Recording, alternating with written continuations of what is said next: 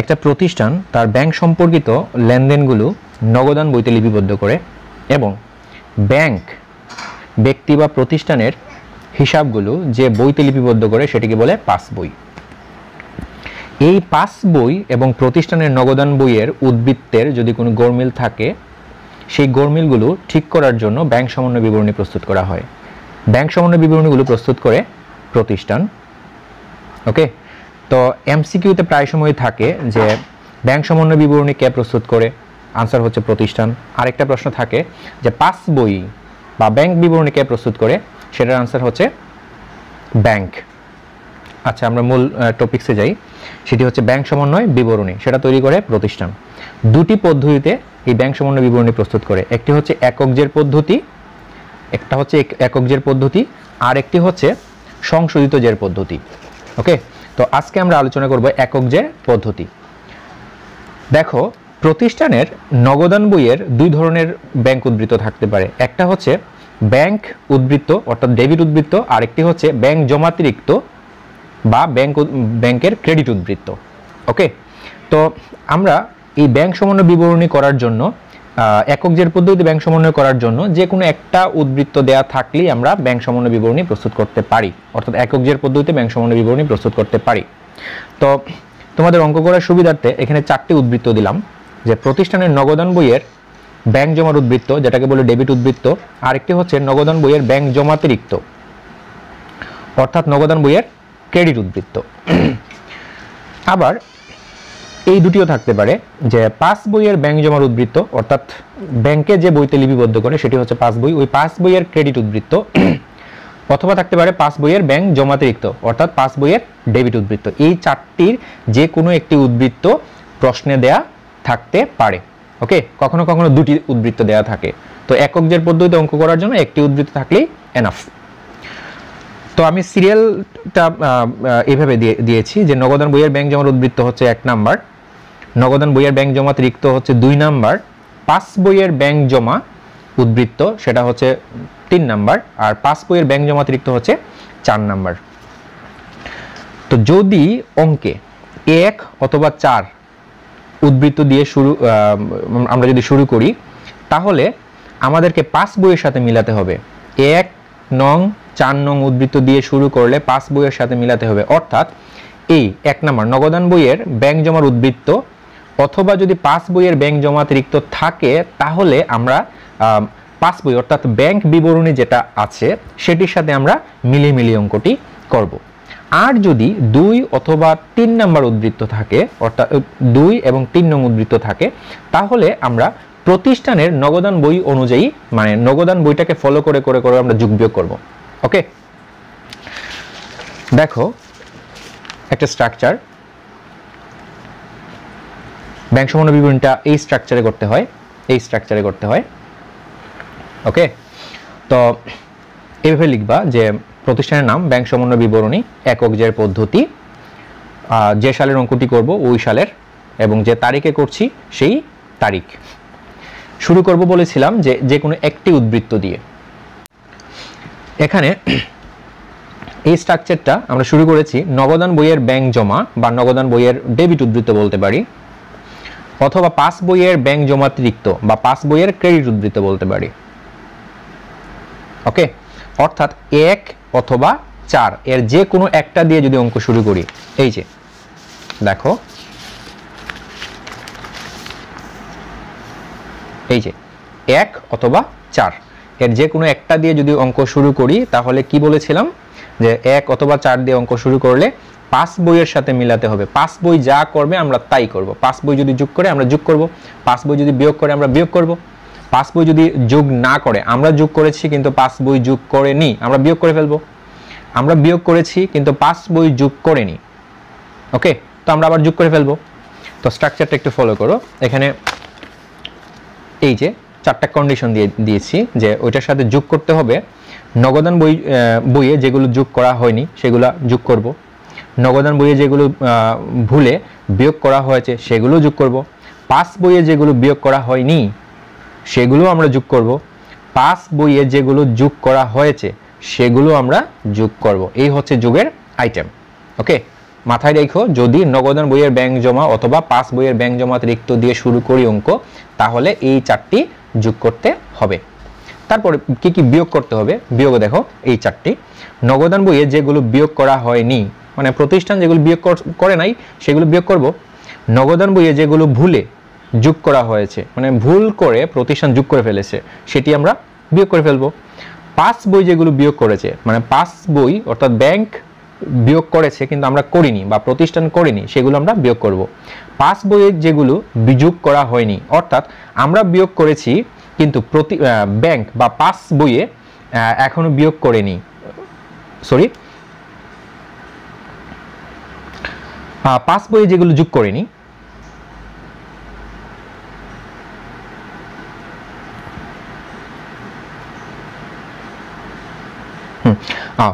আমরা যোগ করেছি, এর মানে হচ্ছে আমরা যোগ করেছি কিন্তু ব্যাংক বা পাস বইয়ে যোগ করেনি, সেগুলো আমরা আবার কি করে ফেলবো, বিয়োগ করে ফেলবো। এই 4টি আমরা যোগ করে বাইরে লিখব, তারপর কি করব, এই রেজাল্ট থেকে ওইটা আমরা বিয়োগ করব। তো 4টি যোগ এবং 4টি বিয়োগ করার পর যে রেজাল্ট আসবে সেটির নাম কি, ফলো করো।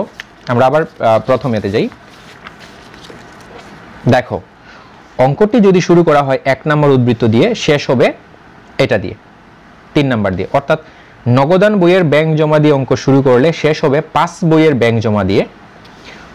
নগদান বইয়ের ব্যাংক জমাতিরিক্ত দিয়ে শুরু করলে শেষ হবে পাস বইয়ের ব্যাংক জমাতিরিক্ত দিয়ে, অথবা পাস বইয়ের ব্যাংক জমাতিরিক্ত দিয়ে শুরু করলে শেষ হবে নগদান বইয়ের ব্যাংক জমাতিরিক্ত দিয়ে, আর পাস বইয়ের ব্যাংক জমা দিয়ে শুরু করলে নগদান বইয়ের ব্যাংক জমা দিয়ে শেষ হবে।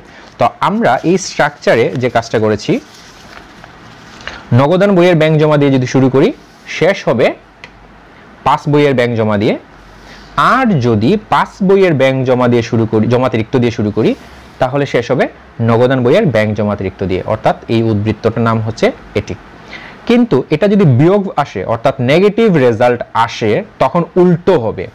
অর্থাৎ নগদান বইয়ের ব্যাংক জমা দিয়ে শুরু করলে আমি বলেছি যে পাস বইয়ের ব্যাংক জমা দিয়ে শেষ হবে, কিন্তু যদি নেগেটিভ আসে তখন এটা ব্যাংক জমা হবে না, সেটা ব্যাংক জমাতিরিক্ত হয়ে যাবে। সেম সেটা এই যে নগদান বইয়ের ব্যাংক জমাতিরিক্ত হবে না, হয়ে যাবে ব্যাংক জমা। ওকে, এটা গেল একক জের পদ্ধতিতে একটি স্ট্রাকচার।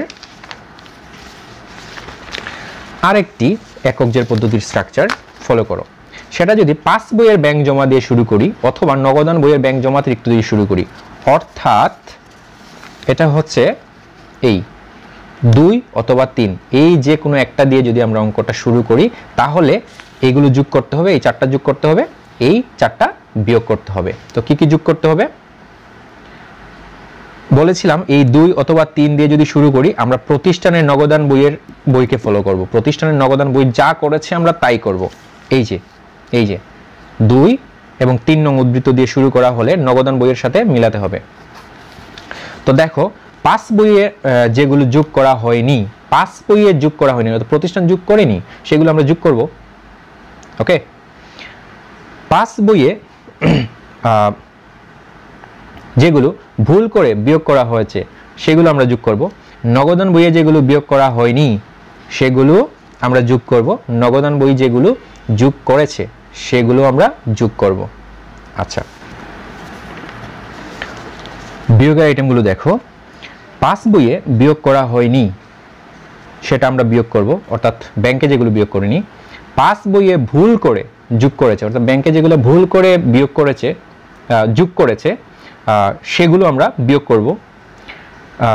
তারপর হচ্ছে নগদান বইয়ে বিয়োগ করা হয়েছে, ওই যে নগদান বইটা ফলো করছি, নগদান বইয়ে বিয়োগ করা হয়েছে সেটি আমরা বিয়োগ করে ফেলবো। নগদান বইয়ে যোগ করা হয়নি, যেগুলো নগদান বইয়ে যোগ করেনি কিন্তু ব্যাংকে যোগ করেছে, সেটা আমরা আবার বিয়োগ করে ফেলবো। তো এই 4টি যোগ এবং এই 4টি বিয়োগ করে যে রেজাল্ট আসবে সেটির সাথে এটা থেকে এটা বিয়োগ করব, বিয়োগ করে যে রেজাল্ট আসবে সেটি হবে, ফলো করে বলেছিলাম উল্টো। পাস বইয়ের ব্যাংক জমা দিয়ে শুরু করলে শেষ হবে নগদান বইয়ের ব্যাংক জমা দিয়ে, এই যে নগদান বইয়ের ব্যাংক জমার উদ্বৃত্ত। আর যদি আমরা শুরু করতাম নগদান বইয়ের ব্যাংক জমার উদ্বৃত্ত দিয়ে, জমাতিরিক্ত দিয়ে, তাহলে শেষ করতাম আমরা পাস বইয়ের ব্যাংক জমাতিরিক্ত দিয়ে। ওকে, এই হচ্ছে একক জের পদ্ধতিতে 4টি উদ্বৃত্ত দিয়ে, যদি এই 4টি উদ্বৃত্তের যে কোনো একটি উদ্বৃত্ত থাকলে আমরা কিভাবে অঙ্কটি করব। তো আমরা একটা উদাহরণের মাধ্যমে বিষয়টি বোঝার চেষ্টা করছি।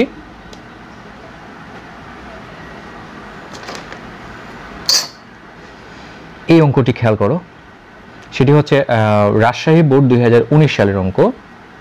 ওকে, 2018 সালের 31শে ডিসেম্বর তারিখে মিশু ট্রেডার্সের নগদান বই ও ব্যাংক বিবরণীর গড়মিলের কারণসমূহ নিম্নে বর্ণিত হলো। এই 1 থেকে 6 পর্যন্ত এই 6টি কারণের জন্য, সরি 6টি না, 1 নম্বরে আছে উদ্বৃত্ত, এই 2 থেকে 6 পর্যন্ত এই গড়মিলগুলোর কারণেই প্রতিষ্ঠানের নগদান বইয়ের ব্যাংক উদ্বৃত্ত এবং ব্যাংকের ব্যাংক উদ্বৃত্তের পার্থক্য দেখা দিয়েছে।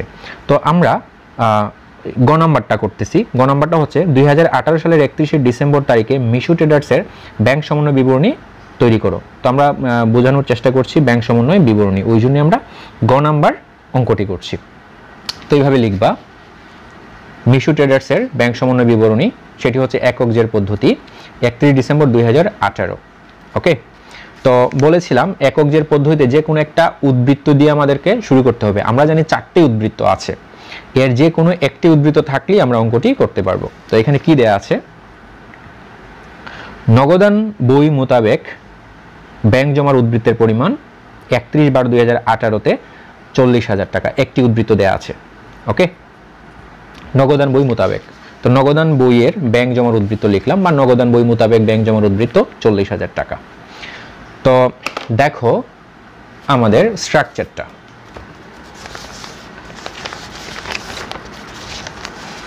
এটা কোনটা দেওয়া আছে, 1 নম্বর উদ্বৃত্ত, 1 নম্বর নগদান বইয়ের ব্যাংক জমার উদ্বৃত্ত। তো এটা দিয়ে যদি শুরু করি 1, যদি 1 অথবা 4 দিয়ে শুরু করি তাহলে 5 বইয়ের সাথে মিলাতে হবে। ওকে, 5 বই যা করেছে আমরা তাই করব, 5 বই যোগ করলে আমরা যোগ করব, 5 বই বিয়োগ করলে আমরা বিয়োগ করব।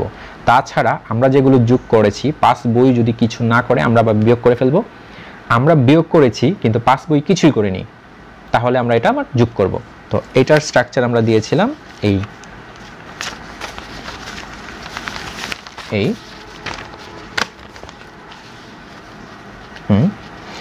তো আমরা এটা দিয়ে শুরু করেছি নগদান বইয়ের ব্যাংক জমা। ওকে, তো যোগ করতে হবে এই 4টি বলেছিলাম। ওকে, তো দেখো কি কি আছে এখানে। 3 নম্বর সমন্বয়টা দেখো, দেনাদার কর্তৃক সরাসরি ব্যাংকে জমা দান 8,000 টাকা নগদান বইতে লেখা হয়নি, মানে প্রতিষ্ঠান লিখেই নাই। দেনাদার, আমাদের দেনাদার, আমরা যার কাছে টাকা পাই সে সরাসরি ব্যাংকে জমা দিয়েছে, তার মানে কি ব্যাংক সেটি যোগ করেছে, আমাদের অ্যাকাউন্টে যোগ করেছে। তো আমি বলেছিলাম 1 নাম্বার উদ্বৃত্ত দিয়ে যদি শুরু করি তাহলে ব্যাংককে আমরা ফলো করব। ওকে, বা 5 বইকে ফলো করব, 5 বই যা করেছে আমরা তাই করব। তো ব্যাংক সেটি যোগ করেছে, আমাদের অ্যাকাউন্টে যোগ করেছে, সো আমাদেরকেও কি করতে হবে, যোগ করতে হবে। এই যে আমরা যোগ করেছি, দেখো দেনাদার কর্তৃক ব্যাংকে জমা 8,000 টাকা যোগ করেছি। তারপরেটা দেখো 5 নাম্বার, ব্যাংক কর্তৃক মঞ্জুরিকৃত সুদ 2,500 টাকা নগদান বইয়ে লেখা হয়নি। ব্যাংক, আমাদের যে ব্যাংকে যে টাকাটা আছে বা প্রতিষ্ঠানের যে টাকা আছে ব্যাংকে, ওই টাকার উপর ব্যাংক সুদ মঞ্জুর করেছে, অর্থাৎ সুদ দিয়েছে। তার মানে প্রতিষ্ঠানের ব্যাংক অ্যাকাউন্টের টাকা 2,500 টাকা বেড়েছে, সেটা ব্যাংক যোগ করে দিয়েছে। ওকে, আচ্ছা, তো মঞ্জুরিকৃত সুদ অবশ্যই ব্যাংক যোগ করে। তো আমরা যেহেতু 1 নম্বর উদ্বৃত্ত দিয়ে শুরু করেছি যে 5 বইটাকে ফলো করব বা ব্যাংককে ফলো করব, 5 বই যেহেতু এটা যোগ করেছে সেহেতু আমাদেরকেও যোগ করতে হবে। খেয়াল করো, ব্যাংক কর্তৃক মঞ্জুরিকৃত সুদ 2,500 টাকা যোগ করলাম। পরে দেখো 6 নাম্বার, 2,000 টাকা, 3,500 টাকা ও 5,000 টাকার 3খানি চেক ইস্যু করা হয়েছিল, কিন্তু 5,000 টাকার চেকটি যথাযথভাবে ব্যাংকে পরিশোধের জন্য উপস্থাপিত হয়নি। এর মানে হচ্ছে আমরা 3টি চেক ইস্যু করেছি, নিশ্চয়ই আমাদের নিকট কেউ টাকা পাবে, ওই রকম 3 জনকে আমরা 3টি চেক দিয়েছি, 2,000, 3,500 এবং 5,000 টাকার 3টি চেক দিয়েছি। তো ওই চেকের টাকাটা যদি আমাদের ব্যাংক অ্যাকাউন্ট থেকে তুলে তাহলে অবশ্যই ব্যাংক থেকে সেটা বিয়োগ হবে। তো আমরা কি করেছি, এই 3টি চেক ইস্যু করার সাথে সাথে কিন্তু আমরা আমাদের হিসাব থেকে অর্থাৎ নগদান বই থেকে বিয়োগ করে ফেলেছি। কিন্তু 5,000 টাকার চেকটি যথাযথভাবে ব্যাংকে পরিশোধের জন্য উপস্থাপিত হয়েছে, কিন্তু এই 3টা চেকের মধ্যে এই 5,000 টাকার চেক যাকে দিয়েছি সে কি করেছে, সে তার ব্যাংকের টাকা মানে তার 5,000 টাকার চেকের টাকা উঠিয়ে নিয়েছে আমাদের প্রতিষ্ঠান থেকে। তার মানে বোঝা গেল আমরা কিন্তু 3টাই বিয়োগ করেছিলাম, কিন্তু ব্যাংক বা 5 বইয়ে একটি বিয়োগ করেছে যেটি পরিশোধ করেছে। এই দুটি কিন্তু অর্থাৎ 2000 এবং 3500 টাকার চেক, অর্থাৎ টোটাল এই 5000 টাকার চেক এখনো পরিশোধ হয়নি, মানে ব্যাংক থেকে টাকা কমেনি, কিন্তু আমরা কিন্তু মাইনাস করে ফেলেছি, 3টা চেকই মাইনাস করে ফেলেছি। তার মানে ব্যাংকের উদ্বৃত্ত এবং প্রতিষ্ঠানের নগদান বইয়ের ব্যাংক উদ্বৃত্তের মধ্যে এটার কারণে একটা পার্থক্য দেখা দিয়েছে। তো এটা সলিউশনটা কিভাবে করব? আমরা 3টি বিয়োগ করেছি আর ব্যাংক 5000 টাকা বিয়োগ করেছে। যেহেতু আমরা 1 নম্বর উদ্বৃত্ত দিয়ে শুরু করেছি, আমরা তো অবশ্যই ব্যাংককে ফলো করতে হবে। ব্যাংক 1টি বিয়োগ করেছে, আমরা 3টি বিয়োগ করেছি। ব্যাংক কিন্তু এই 2টি বিয়োগ করেনি, অর্থাৎ এই 5500 টাকার চেক কিন্তু বিয়োগ করেনি, আমরা কিন্তু এই 5500 টাকার চেক বিয়োগ করেছি। যেহেতু ব্যাংক বিয়োগ করেনি, আমরা বিয়োগ করেছি, সেহেতু আমরা আবার যোগ করে দিব এই 5500 টাকার চেক, তাহলে ব্যাংকের সাথে মিলে যাবে। ইস্যুকৃত চেক ব্যাংকে উপস্থাপিত হয়নি এই 5500, অর্থাৎ 2000 প্লাস 3500, টোটাল হচ্ছে 5500। এই হচ্ছে যোগের আইটেম এই অঙ্কে। এবার আসি বিয়োগের আইটেমগুলো। খেয়াল করো, ব্যাংক কর্তৃক পাওনাদার শাহজাহানকে 20,000 টাকার পরিশোধ করা হয়েছে, যা নগদান বইয়ে লিপিবদ্ধ হয়নি। ব্যাংক আমাদের পাওনাদার শাহজাহানকে 20,000 টাকা পরিশোধ করেছে, তার মানে আমাদের ব্যাংকের অ্যাকাউন্ট থেকে 20,000 টাকা কমেছে, অর্থাৎ পাস বইয়ে 20,000 টাকা বিয়োগ করেছে। তো আমরা যেহেতু 1 নম্বর উদ্বৃত্ত দিয়ে শুরু করেছি, আমরা অবশ্যই ওইটাকে ফলো করব, পাস বইকে ফলো করব। যেহেতু পাস বই বিয়োগ করেছে, সেহেতু আমরা বিয়োগ করব, অর্থাৎ নগদান বইও সেটা বিয়োগ করবে। ব্যাংক কর্তৃক পাওনাদারকে পরিশোধ 20,000 টাকা, সেটা হচ্ছে বিয়োগের আইটেম। পরে দেখো 4 নম্বর, আদায়ের জন্য ব্যাংকে 5,000 টাকার চেক জমা দেওয়া হয়েছিল, কিন্তু 31 ডিসেম্বর তারিখের মধ্যে তা ব্যাংক কর্তৃক আদায় হয়নি। আমরা 5,000 টাকার একটি চেক জমা দিয়েছি ব্যাংকে, কিন্তু ব্যাংক এখনো সেটা আদায় করেনি। আমরা কিন্তু এটা যোগ করে ফেলেছি। কিভাবে বুঝলাম? যে আমরা যেহেতু ব্যাংকে জমা দিয়েছি, আমরা ভাবলাম কি যে আমাদের ব্যাংকে 5,000 টাকা বেড়েছে, সো নগদান বইয়ে আমরা 5,000 টাকা যোগ করে ফেলেছি, কিন্তু ব্যাংক এখনো আদায় করতে পারেনি। ব্যাংক সেটাকে যোগ করেনি, বিয়োগ কিছুই করেনি। যেহেতু আমরা যোগ করে ফেলেছি, ব্যাংক কিছুই করেনি, আমাদেরকে ব্যাংকের সাথে মিলাতে হবে, সেহেতু আমরা কি করব? আবার বিয়োগ করে দিব, ব্যাস ব্যাংকের সাথে মিলে যাবে। আদায়ের জন্য জমাকৃত চেক ব্যাংক কর্তৃক আদায় হয়নি 5,000 টাকা। ওকে, কমপ্লিট হয়ে গেল যোগের আইটেম এবং বিয়োগের আইটেম। তো এই 3টে যোগ করব আর এখানে 2টি বিয়োগ করব, এটা থেকে এটা বিয়োগ করব, বিয়োগ করে এত টাকা। এটার নাম কি হবে? শুরু করেছি নগদান বইয়ের ব্যাংক জমার উদ্বৃত্ত দিয়ে, শেষ হবে ব্যাংক বিবরণীর ব্যাংক জমার উদ্বৃত্ত দিয়ে। খেয়াল করো, ব্যাংক বিবরণী বা পাস বই, পাস বইয়ের আরেকটি নাম হচ্ছে ব্যাংক বিবরণী, বা বলতে পারি পাস বই অনুযায়ী ব্যাংক জমার উদ্বৃত্ত। ক্লিয়ার?